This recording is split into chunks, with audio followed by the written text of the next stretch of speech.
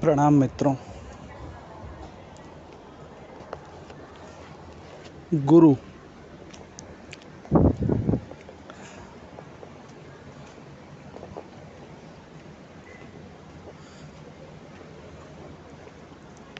आज तक आप सब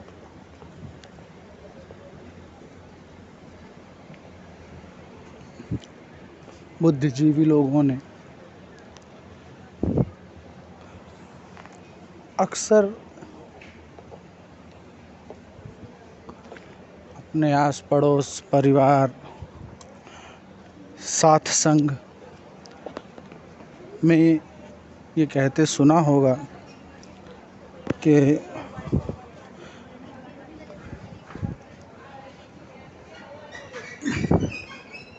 बच्चों की पहली गुरु माँ होती है, या माता पिता बच्चों के पहले गुरु होते हैं।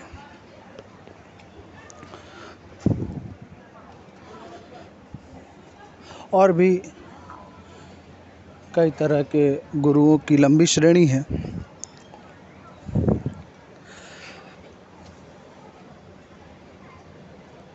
शैक्षिक योग्यता दिलाने वाले गुरु,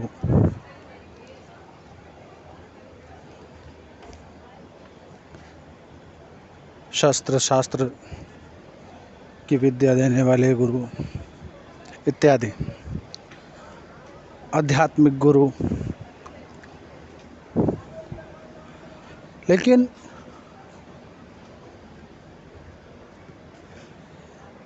एक गुरु को हम हमेशा विस्मरण कर देते हैं, क्योंकि वो गुरु हमें गुरु के रूप में भाता ही नहीं। कारण शायद हमारा अहंकार है, क्योंकि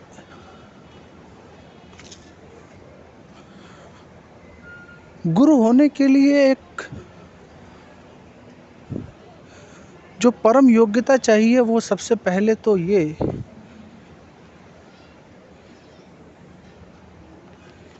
कि वो अपना ना हो,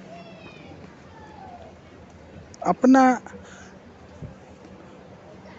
व्यक्तिगत ना हो, निजी ना हो। गुरु होने की प्राथमिक शर्त यही है कि वो कोई गैर हो, कोई ऐसा जो कहीं दूर दूसरे देश से आया हो, दूसरे विद्यालय से आया हो, दूसरे विश्वविद्यालय से आया हो। क्योंकि अपने साथ पढ़े हुए को गुरु बनाने में कठिनाई होती है, और कठिनाई भी एक बहुत छोटा शब्द है, लगभग असंभव।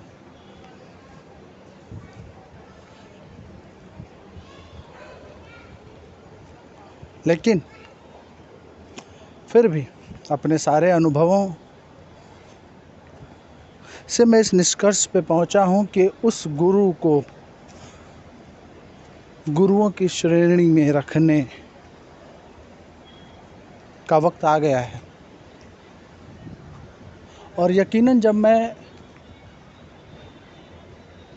उस गुरु के बारे में आपको बताऊंगा,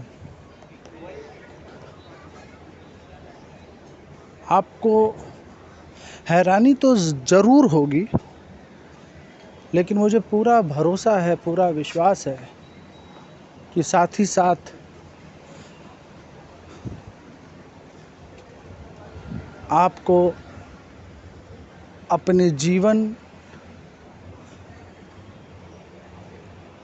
को दूसरे केंद्र बिंदु से देखने का एक सलीका जरूर आ जाएगा।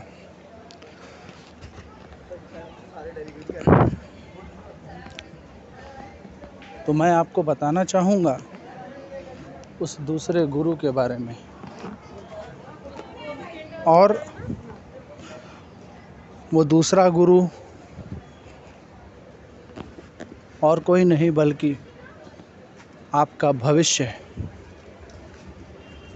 आपका भविष्य और कोई नहीं, आपका वंश है। पुत्र हो या पुत्री, यही आपके गुरु हैं। मेरे देखे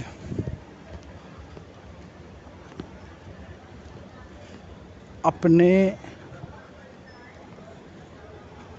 शरीर से उत्पन्न अपने बच्चों को हम हमेशा शिक्षा देने में और किस तरह से सामाजिक ढंग ढांचे में ढाला जाए, हम इसी में अपना और अपने बच्चों का जीवन लगा देते हैं। मेरे देखे हम बच्चों को ये तो बता देते हैं कि हमें क्या आता है और तुम्हें क्या नहीं आता,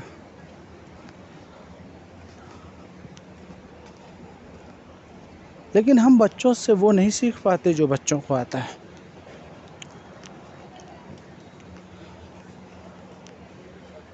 बच्चों के पास एक पिता के लिए, एक माता के लिए जो समर्पण है, वो माता पिता में कभी नहीं आता,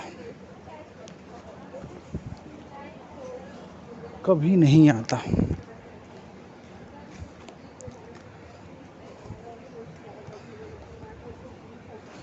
क्योंकि बच्चों को एक माता पिता इस योग्य कभी नहीं समझ पाते कि बच्चों से एक उच्च कोटि का ज्ञान लिया जा सके। उधर ध्यान ही नहीं जाता। ज्ञान तो तब लें जब ध्यान जाए।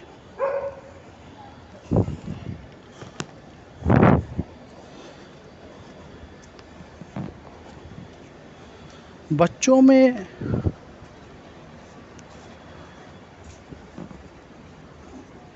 जिस तरह की जिद होती है,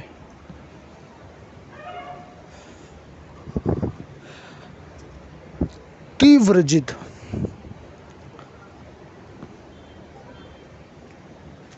जिसे देखकर माता पिता को क्रोध आता है और वो बच्चों पे क्रोधित होते हैं,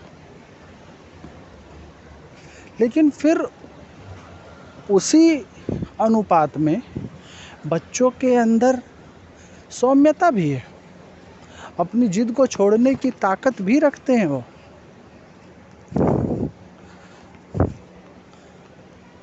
कल शाम जिन चीज़ों के लिए बच्चे जिद कर रहे थे, अगली सुबह उन्हें याद भी नहीं रहती। कल शाम जिन बच्चों के साथ वो खेल के लड़ाई कर रहे थे, अगली ही सुबह उनके साथ ऐसी मैत्री होती है कि सोचा भी नहीं जा सकता कि पिछली शाम लड़ाई भी हुई होगी।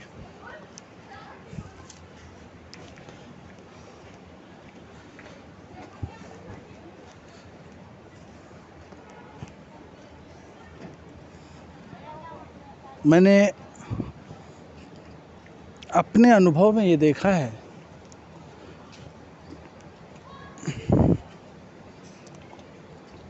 माता पिता अगर धार्मिक हैं, धार्मिक से मेरा सीधा और साफ तात्पर्य परमात्मा के प्रति उदारता है, समर्पण भाव है, तो अनायास ही बच्चे माता पिता के रंग में रंग जाते हैं। अनायास ही, उन्हें कोई अलग से प्रशिक्षण देने की ज़रूरत नहीं है। अलग से उनको ये नहीं बताना है कि क्या सही क्या गलत। और इसके विपरीत माता पिता का रहन सहन अगर ठीक नहीं, दान दया की छवि नहीं, तो बच्चे भी ठीक वैसे ही होते हैं। उनसे आप मांगते रहिए, उनके पास चीज़ें होंगी। आप मजाक में भी आप खुद अनुभव कर सकते हैं। आप किसी ऐसे परिवार को अगर जानते हो, उनके बच्चों से आप कुछ मांगिए, आपको नहीं मिलेगा, क्योंकि उन्होंने कभी देना जाना ही नहीं है।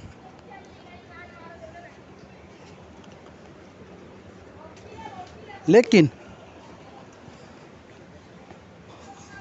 माता पिता के साथ ऐसा नहीं है। माता पिता बच्चों से नहीं सीख पाते हैं। और वैसे भी ये तो हम सभी जानते हैं कि बच्चों के सीखने की क्षमता ज़्यादा होती है।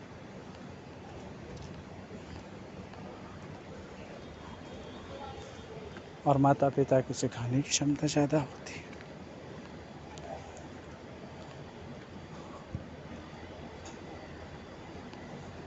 जीवन में सीखना अति महत्वपूर्ण है, सिखाने के, क्योंकि सिखाने के लिए तो संपूर्ण ब्रह्मांड है।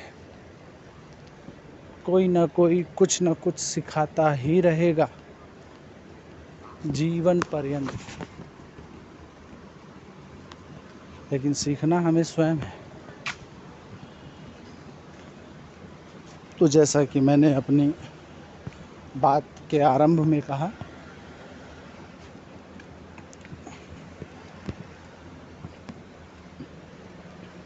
हमारे बच्चों को भी हमें गुरुओं की श्रेणी में शामिल कर लेना चाहिए।